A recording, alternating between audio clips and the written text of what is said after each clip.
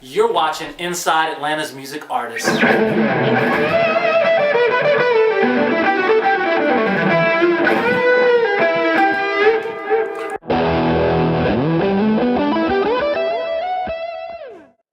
Yeah, so I was born in Germany,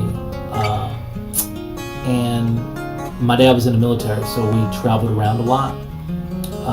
We lived in Panama, the country, DC, a few other places, and we eventually settled in Augusta. And that's pretty much where I picked up the guitar. Before I started guitar, me and my brother were really into rap and hip hop, kind of as it first came out, you know. I remember listening to MC Shan. One of the first concerts we ever went to was Roxanne in UTFO. It's $5 at the Richmond County Civic Center. And so that had a big impact on us. We used to break dance and have little competitions, but like the prize would be like a 6-pack of Mars bars. And that's a big prize for a kid, is a 6-pack of candy bars. I mean, you think you're rich back in them days. So me and my brother, we did that.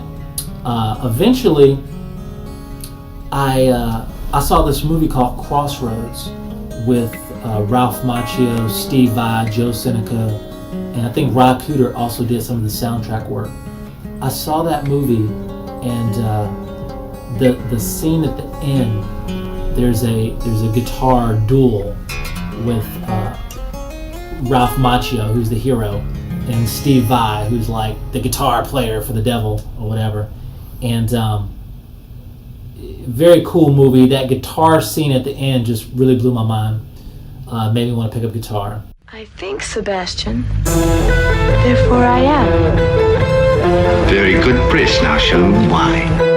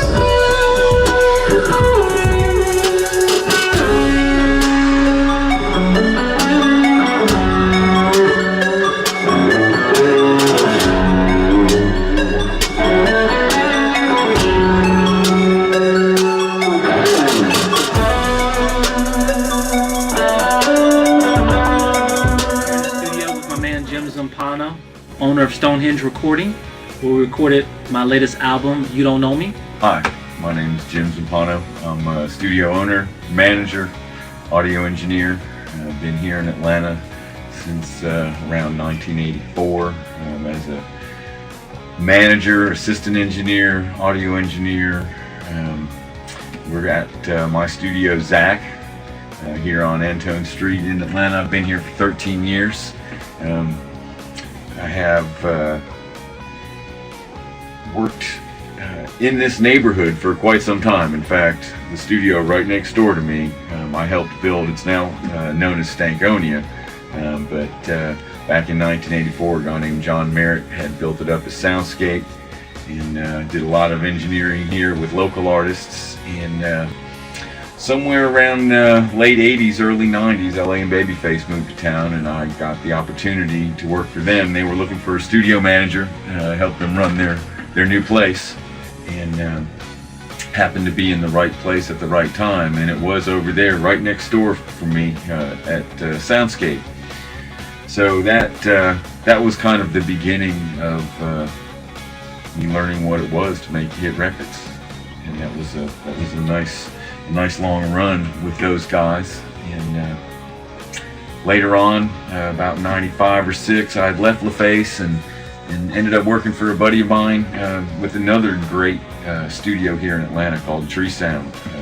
Paul Diaz was at the point of building his new spot up in Norcross, and as luck would have it, he was looking for a studio manager and helper at the time to install an SSL room and build out this huge place.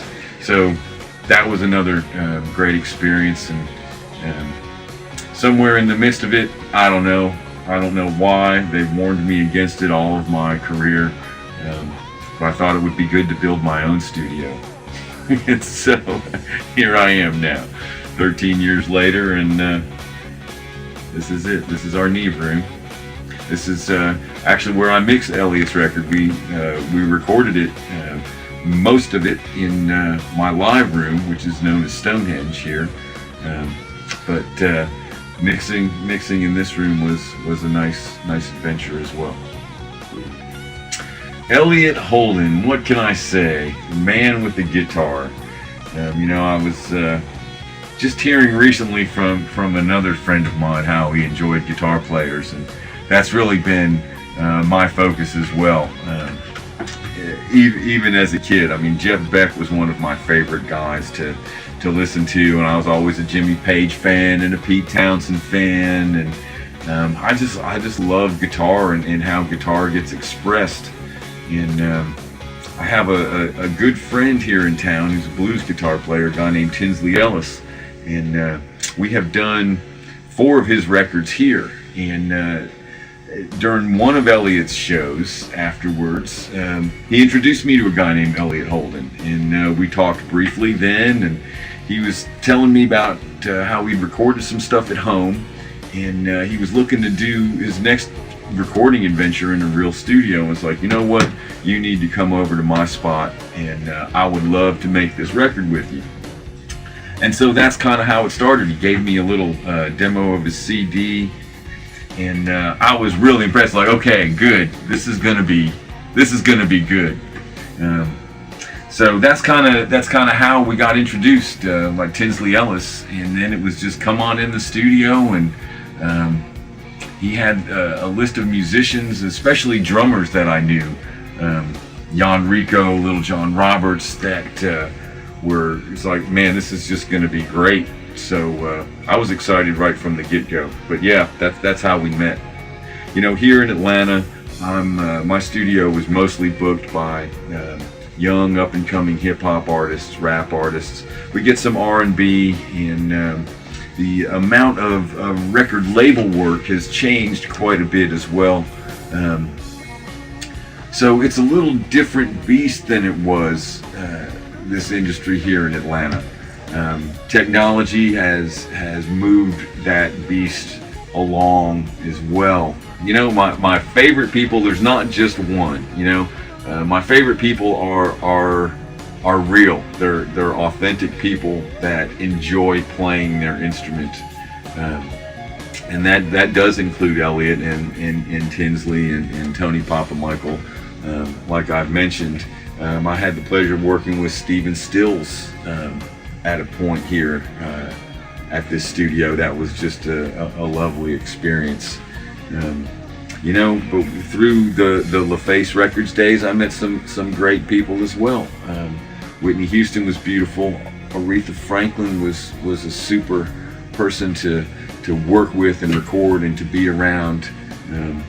L.A. Reid and Babyface. I mean, those guys were big hit producers, and they were real guys. And that was really an enjoyable time.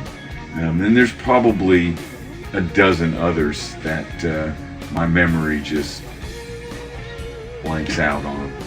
I never recorded a full album in a major studio, first of all. Definitely not one as nice as this. I think that from what Jim was saying earlier, we kind of knew some of the same people or had some of the same musical vibe. He had an appreciation for guitar players, good guitar players namely, and it just kind of helped in the recording process. Because when I'm recording, I'm in my own little world. I'm doing what comes natural to me.